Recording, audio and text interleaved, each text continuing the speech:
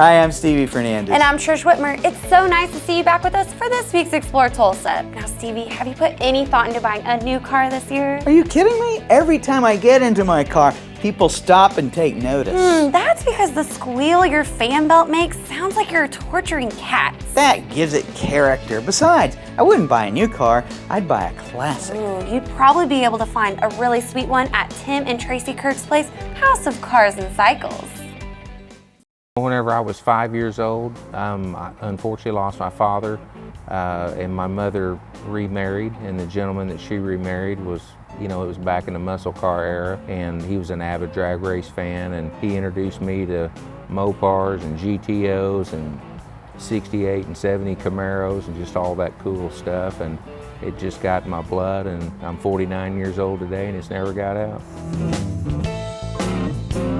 In my background, I ran dealerships 25 years, so I've got a huge customer base of my own, and I just always wanted to kind of have my own dealership, and prices have gotten so high for a normal guy to buy a Ford dealership or something like that. You start looking outside the box and what could I do to have success.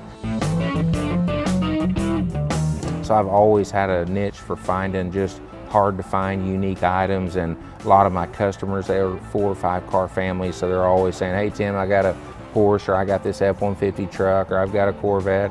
So I thought, if I could have an indoor showroom, and maybe I could have people bring me some of their cars, sometimes sell on consignment. So we do a few consignment sales, and I'm always looking around on the internet finding stuff.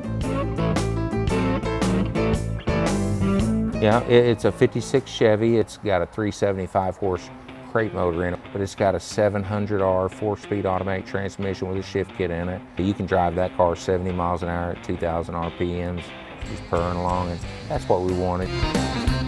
My wife's dad's car is a 65 Buick Riviera. The movie Roadhouse made that car popular again. It was the only year model where it has a clamshell headlight, but it's got a 420 horse V8 motor in it. Used to take my wife to school in that car. In preschool, she's 4 years old. She's 48 today, so that car is very special. It's a keepsake for my wife and her family, and a great memory of her dad and the success he had in the auto business in Tulsa. Corvette's a 62 model Corvette, so it's a very nice, clean car. It's got a 350 Chevy motor in it, but it's a car that, you can get in that thing and go to a Corvette club meeting in Oklahoma City, or take your wife on a weekend trip if you want to run down to Fayetteville or somewhere like that, or a lot of people like going to Eureka Springs.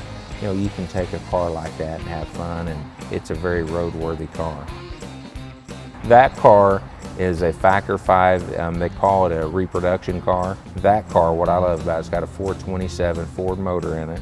So, it definitely has the performance. It's got a manual transmission in it, definitely a head turner. If you're driving into Quick Trip to put gas in it, you'll have 3 cars there follow you in. You mind if I take some selfies? Tell me about that car. It's one of those cars that it gets attention from everybody. There's a kid here in town named Danny Eslick that my wife and I support. We're supporters of his racing career, but he won his first Daytona 200, which is the most sought after race. It's kind of like winning the Daytona 500 in NASCAR. That's what all the motorcycle racers want to win, is a Daytona 200. He won at Danny Eslick in 2014, and then he was one of the only riders back-to-back that won it again in 2015. He won on a Triumph. So Triumph wanted to come out with an extra, kind of a special bike. So they came out with a commemorative edition. Danny Eslick sent it to the race shop in California, put the race tune in it, the exhaust like he ran on his race bike, even down to the handle grips that he likes to ride with. They built 47 of them worldwide, and all the dealers and museums, people like that, suck him up. So he had a favor, by them doing this, that he could get for a family member or friend, and he thought enough of my wife and I that he helped get us one. I always laugh about, saying we're going to have a man cave at Grand Lake, and it's going to be full of things we've acquired, and that's what we hope to do one day.